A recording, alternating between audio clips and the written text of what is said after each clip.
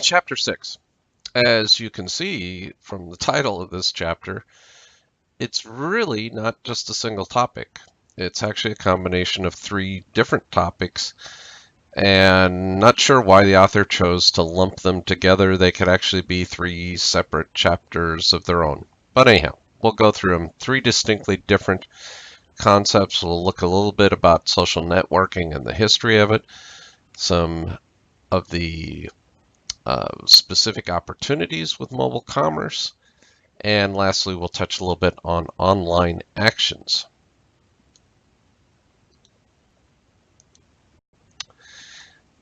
The author opens up this chapter on about, like the second paragraph of the introductory statement and talks about Starbucks.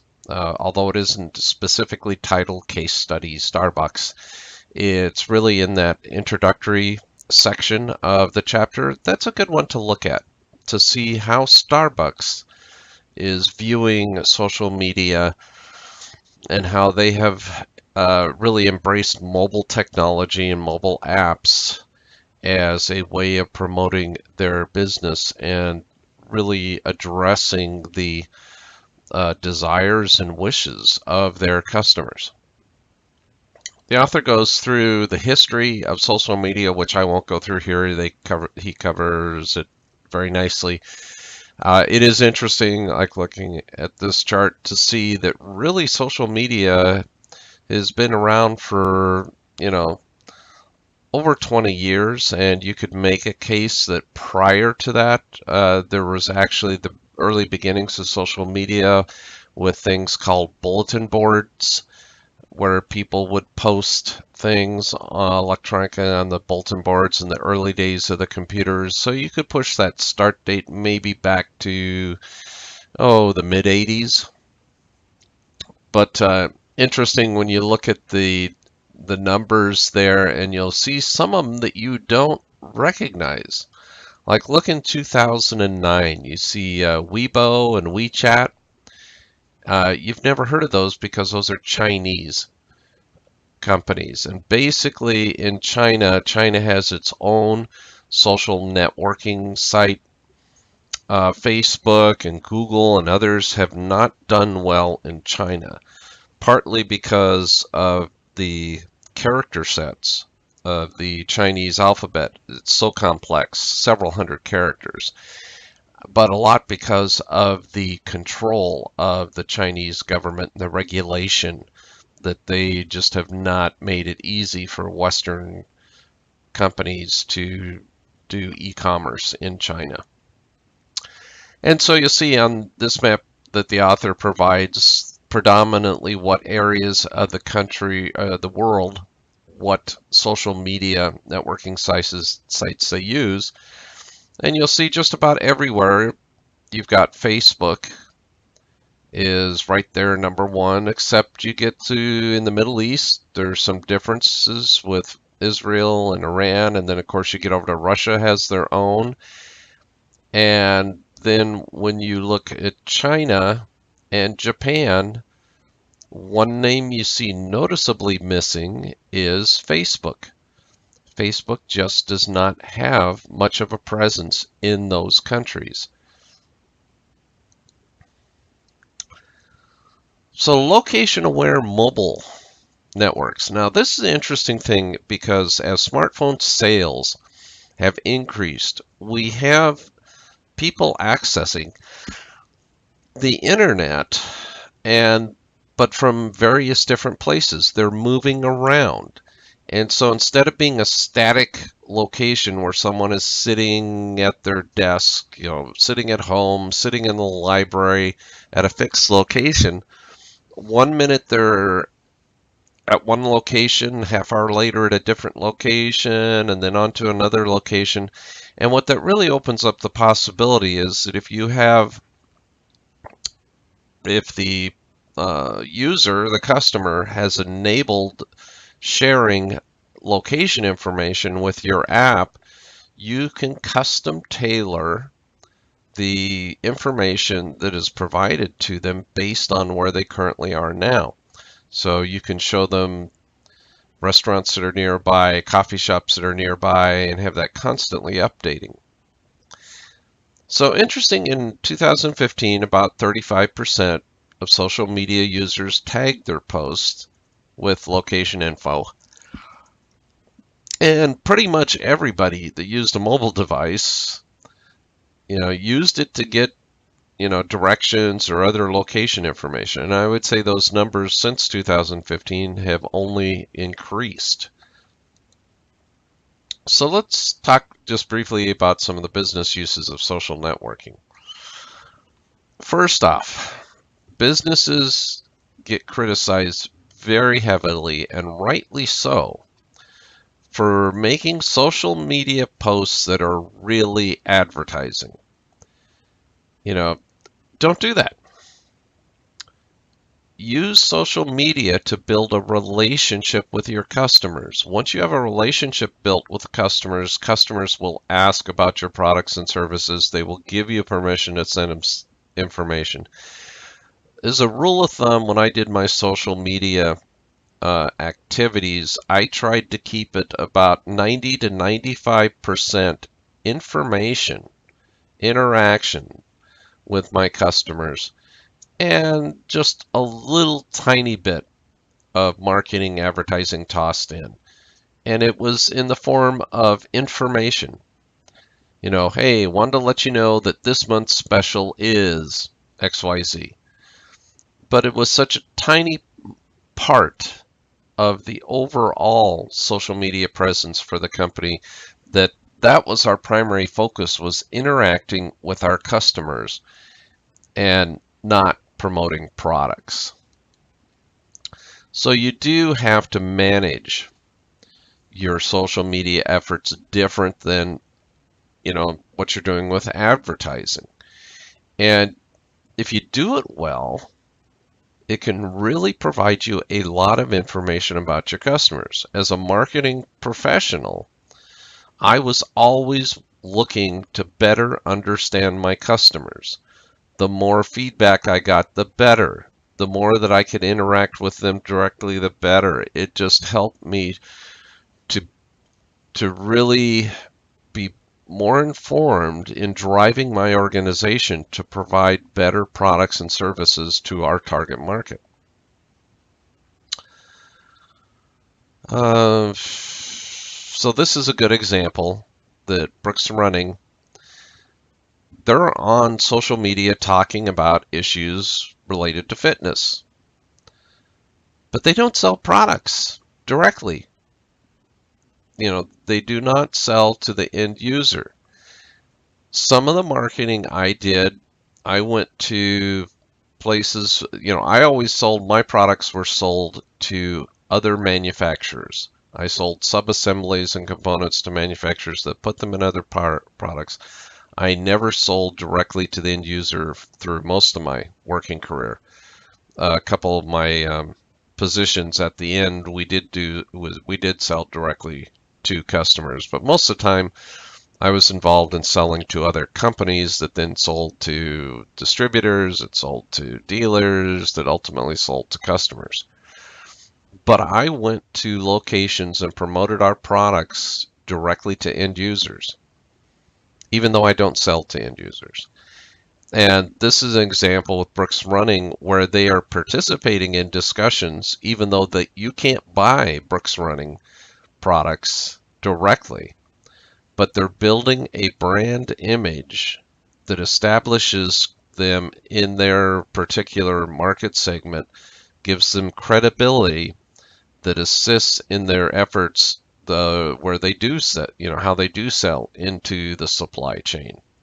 And so you don't always have to be making money off of your activities directly.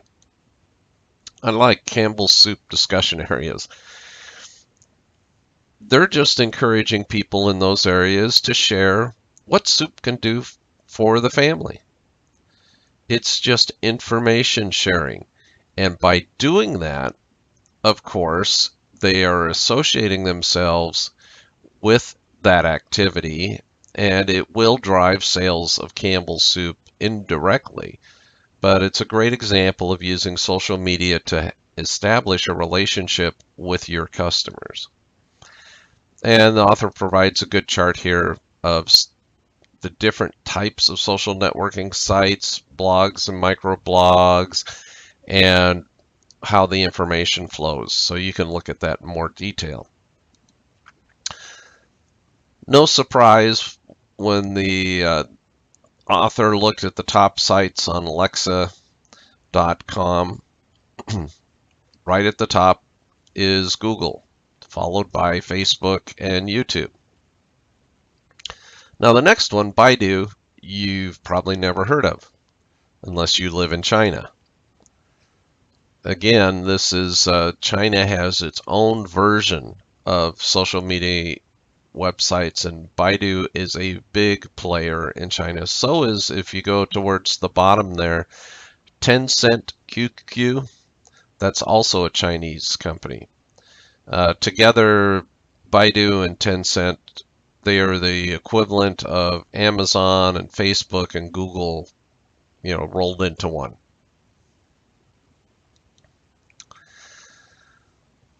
So, advertising supported sites. At the end of the day, there's no free lunch. Somebody has to pay for the social media website. Someone has to pay for the person that's making those posts, that's monitoring the site. Nothing is for free. And so one way to do that is with advertising. Now, because website visitors spend more time at portal sites than other types of websites, portal sites can command a higher rate of advertising costs, and charge more for advertising on their sites because they know it's of more value to the companies who are advertising. But we do have, the other types of social networking sites that do have a lot of people there and spend considerable amount of time. And as we'll see on the next slide, it'll show figure 6.5 in the textbook, just what the recent worldwide spend on advertising has been. One misnomer with social media advertising is people think, the beauty of social media advertising is it's free. Not hardly. It costs a lot of money to advertise. If you've advertised on Facebook, you know it is not free. It can be more cost effective than traditional advertising, print advertising, where you sent a catalog to every address in a zip code, whether or not that person had any interest in your products or not. With, social media advertising, you can target it much better, so you're not wasting your advertising money on people that will never be interested in your product or service. But it is far from being free. It's very, has a cost associated with it. And you can see the numbers around the country. No surprise, North America has the largest amount. But I thought it's interesting that there's more advertising being done in Asia than in all of Western Europe. And I think we'll see Latin America, kind of depends. Latin America has really struggled in their economies of late. Things like Venezuela and others that would have historically been, you would have expected them to be growing and everything else, and their economy is just collapsing. So they may slow down or even go backwards for a while. I would expect that Eastern Europe will start to pick up and grow more as really business and other things are getting better established in Eastern Europe, and there's more stability occurring there. So the way that companies can raise money, two that you hear talked about, the mixed revenue or the fee for service sites. Unfortunately, most sites do have some advertising, either banner ads or sidebar ads. It's kind of annoying, but Like I said, there's no free lunch. They have to make their money somehow. But there are others that are adopting more of the policy of saying, we'll give you some information and it's quote unquote free, but you have to be bothered by these annoying ads. But if you want to get to the premium stuff, you need to be a subscriber. And so a number of companies have been able to boost their revenues to better cover their costs for maintaining the sites through a subscription fee for the additional services. One of the challenges with doing that, and the term you hear monetizing, is doing just that. We're going to take someone who has come to our website looking for information, and now we're going to convert them into being a subscriber. If, we need to be careful how that's presented to the people. A lot of visitors can view that as kind of like bait and switch. Well, you got me to come to the website, and then as soon as I get there and want anything, you want money. I'm looking for free information. Most people, when they're looking for information on the internet, they are expecting the price to be free. So you have to really think about how you can position that as a way of extra value, that you really are giving people all the value they need. But if they're that unusual individual that wants even more, that has a special application that requires that more detailed information, that you're more than happy to provide it at a reasonable fee. So one of those sites, I find it interesting that the author chose a couple of financial sites. The Motley Fool. Motley Fool provides some good, sound investing information available to everyone for free, but then they're quick to point out, to get access to all of the information, you need to sign up and subscribe. I'm a subscriber to Motley Fool, and their price is very reasonable. Currently, it's $49 a year. That's $4 a month, and they have provided some excellent information. I have made a significant amount of money executing trades based on research that they had done, and I've made my money hundreds of times over what it cost me for that $49 a month. So, and of course, TheStreet.com has similar type of financial investing information. Microlending sites. This is an interesting concept. Small businesses typically were limited, and when they needed money, they had very limited options. They could go to the bank, or they could go to family and friends. They could maybe get a small business administration loan, but that was about it. But with the advent of the internet and social media, there's this concept of microlending that has come up and developed. And so it's where you lend small amounts of money to people that are starting up a business. And this has been especially useful in what has been historically called, the developing countries, the emerging countries, where getting a new business started might take $300 or something. It's very small amount to get an individual started in their own farming or agricultural business, whatever it is. And what they found that they could do is, through a social network of borrowers who support each other, once you get your business up and going, you're able to loan a small amount of money together with other members that adds up to enough to help someone else get their business started. So it's like a cooperative, lending. And so it's really an interesting concept of how we can use social media in developing countries to provide ways of how do they fund starting that business. And interestingly enough, while it started in developing the worlds, that we have prosperous economies now are also recognizing this. Hey, I don't need to be limited to the banks and family and friends anymore. I can utilize the internet and social media to get a small amount from a lot of people, and that adds up to a big sum of money. And so that leads us into our next topic, of crowdfunding. And that's, what crowdfunding is. They are basically allowing people to invest in their company in very small pieces. Popular ones are Kickstarter. Another one is GoFundMe.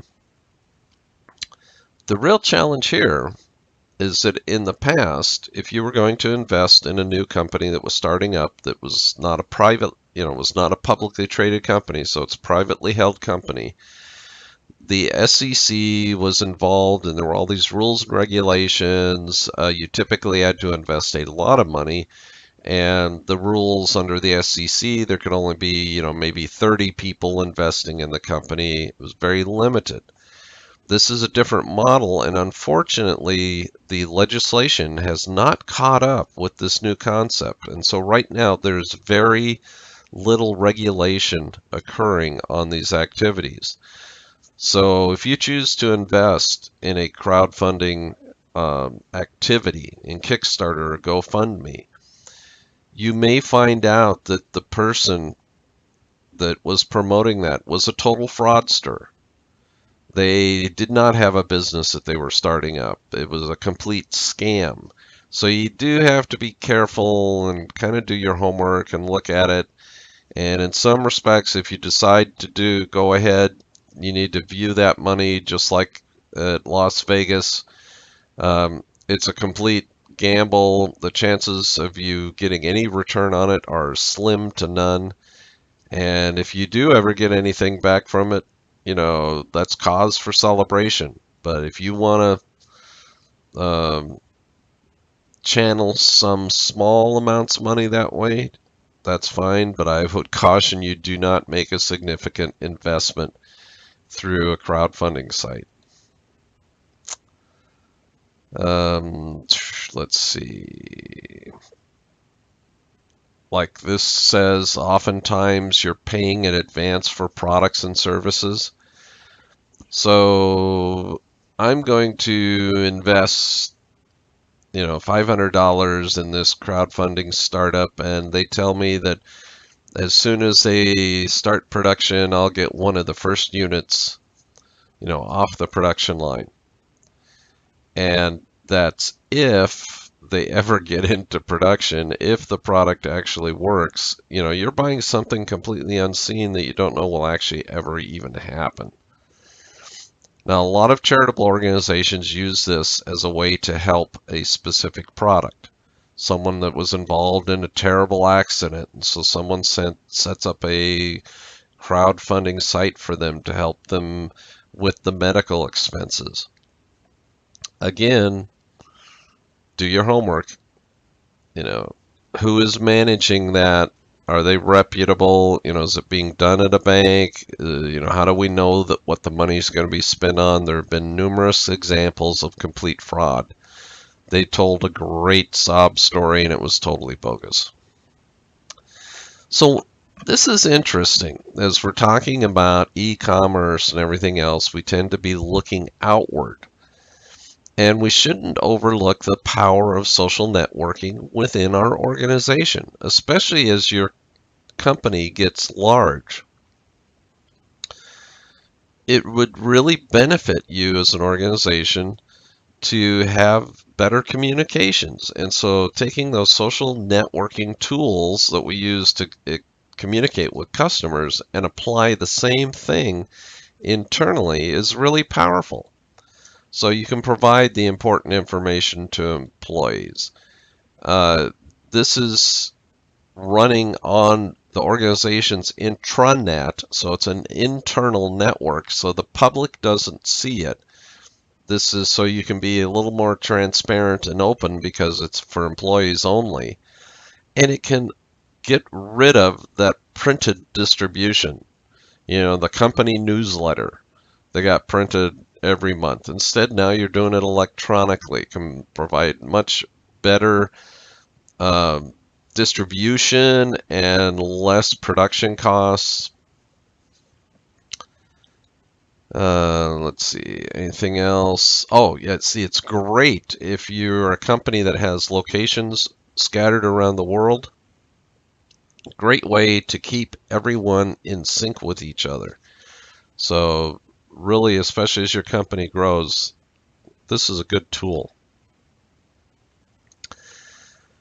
I would I would change this statement from the authors, from the book, and I would say virtually every company now is providing their I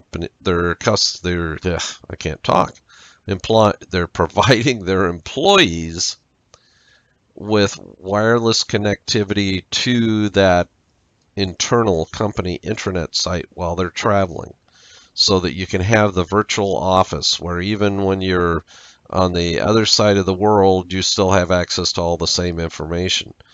When I was doing most of my international traveling, this technology was not yet in place, and it was a real challenge. Sometimes I was having to, call someone from Japan, calling back to the United States and saying, would you go look up something for me, because I didn't think to download it onto my laptop before I left. Fortunately, we have much better tools now for individuals who are traveling. This chart is an interesting chart, and what I want to point out, there's two things on there.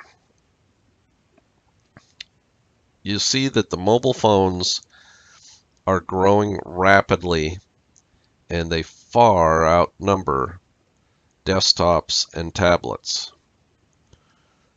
So what that should tell you with e-commerce is that when you're setting up your e-commerce website, you really need to make sure it works well on a smartphone, because there's 10 times as many smartphones as there are computers anymore. And the desktops and laptops are declining some. Yes, there's some increase in tablets, but still more and more people are using their smartphone for everything that they want to do. And so you need to really take a hard look at how your site looks on a mobile device. With that, we get into a new topic, mobile payment apps. So when you hear the term mobile wallets, this is a concept that was developed to say, let's get rid of credit cards. And instead, we'll use a mobile app on the smartphone to initiate that electronic funds transfer, so no credit card is required. And interestingly, Japan has been doing this since 2004, and a lot of other countries have adopted it. I would say the U.S. is behind the time in that, we've been kind of slow to adopt that. We're still predominantly credit card usage on that. But we are getting some locations and companies in particular to really embrace that mobile app payment system. Starbucks certainly was one of the early adopters of it. You can order, prepay your order now at McDonald's and pay it through your mobile app, so you're just picking up the order. So more and more companies are going that route, with the idea of trying to eliminate credit cards altogether. That would address the issue of credit card fraud. So I think we're going to continue to see that grow. You need to make sure that your business is set up and can handle mobile app payments. There's several competing ways of doing it. There's, Google Wallet has a way. Samsung Pay is another popular one. Apple Pay. And so you need to look at the ones that are out there and available and make sure that your point of sale equipment is set up to handle that. You want to make it easy for people to pay. Okay, now transferring to a totally different topic, auctions. And certainly, I don't know if any of you have been to an actual physical auction. They're kind of interesting. I took my son and nephew to an auction of a computer company that had gone out of business years ago. Went to it just so they could see it and observe, the auctioneer up there saying, do I hear 100, 100, 100, 100? Do I hear 110? There I see 120. How about 125? 125, going back and forth. Kind of hilarious. And also, as I pointed out to them as we were watching, people bid the price for some of those things up to higher than retail. You get into that buying frenzy at an auction. Interesting social dynamics. But anyhow, with online, and really, of course, the leader that started off and revolutionized it was eBay. We now have a similar situation, but we can reach a much broader market. We're not geographically limited, and so it can be very beneficial to a company. There are times you want to do an online auction.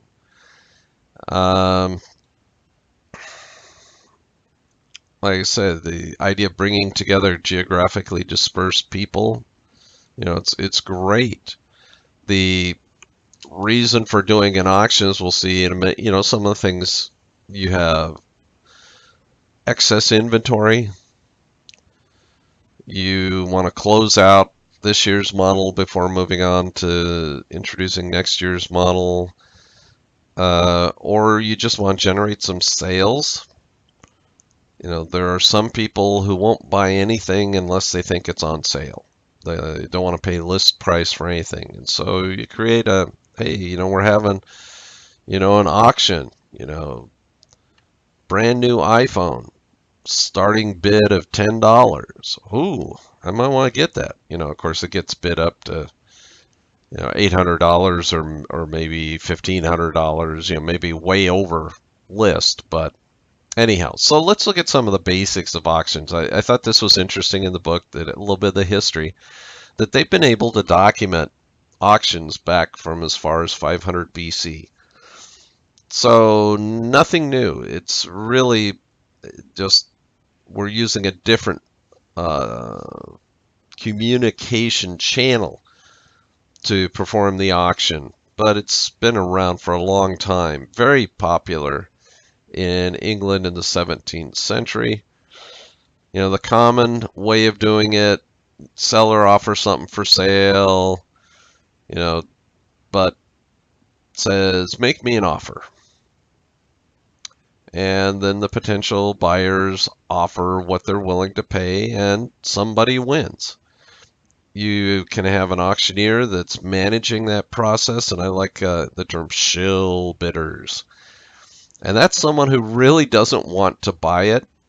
They're an employee or a friend of the seller, that if the bidding is slowing down a little bit, they might throw in a bid to try and keep it going. Of course, the danger is if they end up winning the bid, when they really didn't want to buy the item in the first place, but they can drive the price up sometimes doing that. Reverse auction is an interesting one that, you have multiple sellers and they're submitting bids to a buyer. So the tables are turned.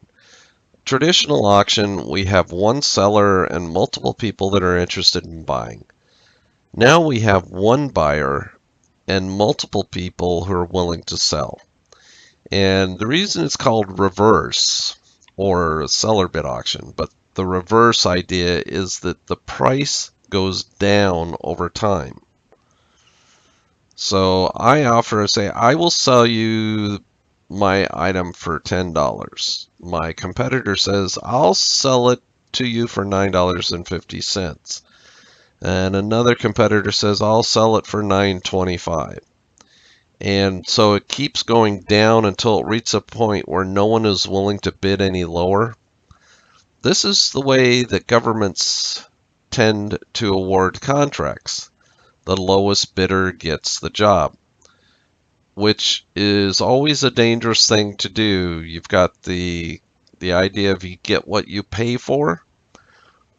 The person offering the lowest bid, if they're able to significantly underprice the competition, either they're doing something really smart and they've taken cost out, or they're dumb and don't know what they're doing, but most likely they have cut corners. They are not going to give you the same product as the competitor that was offering it at a higher price, and you have to be careful. You may not get the quality that you wanted, and really your best value would have been 2 or 3 bidders higher. Okay, and then the author does also talk about other, Dutch auctions, double auctions, English auctions, and so that's interesting. And there's a chart they've got that summarizes the differences. But you can read that at your leisure. Okay, time for the password for the quiz. So get down your pencil and a piece of paper, write it down. The password is social media, capital S, capital M. If you need to pause it, pause the video now so you can get something to write with. You will need it in order to take the Chapter 6 quiz. So moving on, we have general consumer auctions. As I mentioned, eBay is what's commonly, anyone talks about buying something at an auction online, they think immediately of eBay. And with eBay, as the author described the different types of auctions, it's most commonly what's referred to as an English auction. There sometimes is a reserve price, and the concept there, if the bidding never gets up to the reserve price, then no deal. So when you see that offering a brand new iPhone for $10, there's a reserve price. The person selling is saying, you can bid 10, 15, 20. If you're the winning bid, fine. But if it's not more than $800, no deal. And most of the time, that reserve bid is not visible. So you may find that an auction expires and nobody got awarded it. Let's see. Anything else of interest about eBay?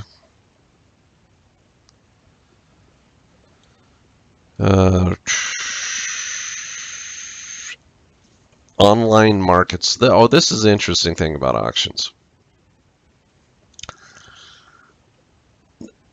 And this is in general. Online markets are biased against new entrants. So the markets themselves, the marketplaces, become more efficient as you have more and more buyers and sellers. So a newcomer trying to get established is difficult. Look at Amazon.com. There are a few sites trying to make some headway as an alternative to Amazon.com. And you'll see some of them advertised, but it's tough. because they don't have the number of items and sellers established in that marketplace yet. And so it's a high barrier to entry of competition. And this I thought was interesting that, yeah, eBay is the dominant player in the US, but Yahoo beat eBay to Japan. And so Yahoo auction marketplace has more than 90% of the market in eBay, or market in Japan, and eBay only has less than 5%. So, and it's this concept that once Yahoo got there and established, even though eBay is a huge player, it's difficult for them to take market share away from Yahoo in Japan because they're already well entrenched there.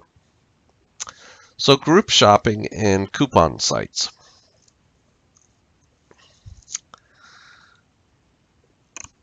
So the interesting thing about group shopping, and I am trying to think if I've ever participated in this process, but you can have buyers entering, that they say they want to buy a unit, and then the site negotiates with seller for a lower price. And so the posted price can decrease over time if bids are increasing on that. And so it's kind of like a reverse auction in that it encourages the seller to offer a quantity discount. So if only one person is willing to buy this item, it's $100. But if 20 of you are each saying that you want to buy one, well, then I'll sell it for $95 to each of you. So I'll sell 20 units at 95. So it's a way of grouping individuals together to get a quantity discount. As the author points out here, sellers are not always interested in this type of, auction shopping.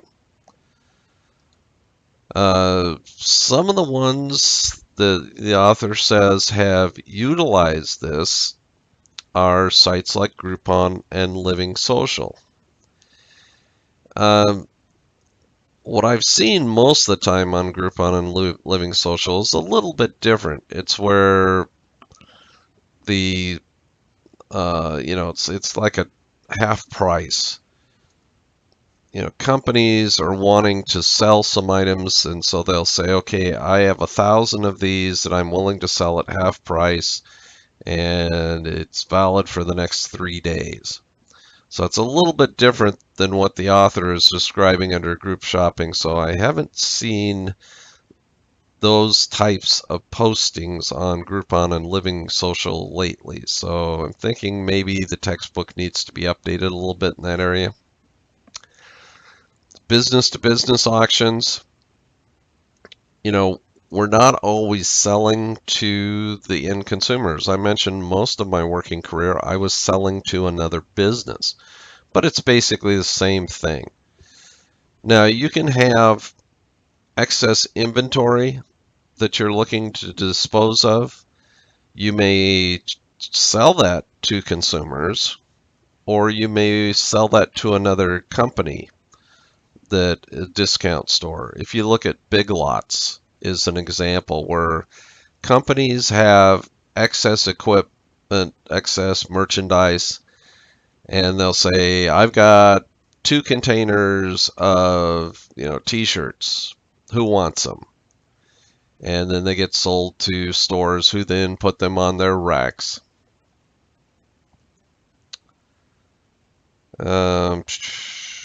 Nothing really of interest there. I thought it was interesting. The author said that you can use a business-to-business auction to fill temporary employment openings. Okay. I've never personally seen that. That's an interesting idea. I'll have to look into that a little bit more to see how that would actually work.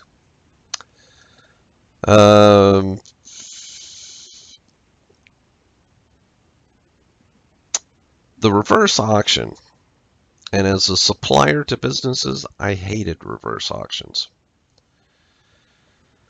But a lot of big companies, their purchasing department employ a reverse auction. And that's, as I talked about earlier, that idea the lowest bidder gets it. The key is if you're going to employ a reverse auction and you're buying something for your company, you really need to know that you have so thoroughly described the item with specifications that all the different bidders really are the same. Where this works really well is things like nuts and bolts, hardware, what are commonly referred to as commodity items.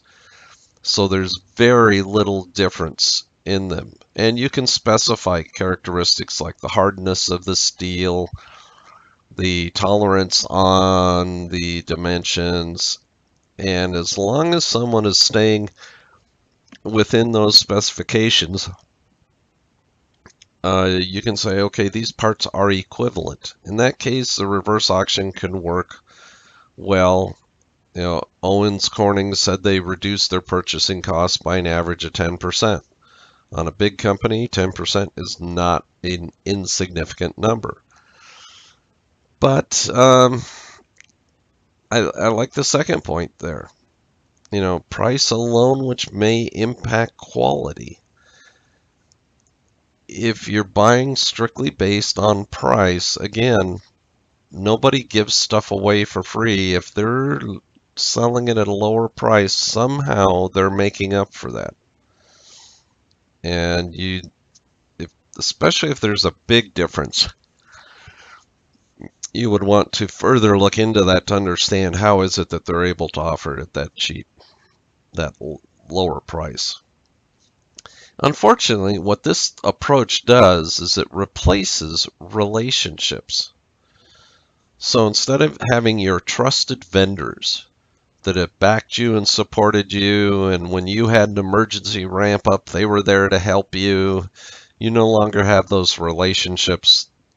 Instead, it's you go to whoever has the lowest price. And you didn't buy from me last time, and you come to me now and say, hey, I'm in a real hurry. I need some more of these units. Can you help me out? Well, maybe. I'll see what I can do. I'll get back to you. You know, I've lost that incentive to really go out of the way and help you because I know if my competition offers it for a penny cheaper, you'll take the business back to them tomorrow anyway, so why should I go out of my way to help you? So with that, that's really the key points in Chapter 6. The author covers a lot of other details in there. Make sure you've read through that, looked at it. It's good, useful information.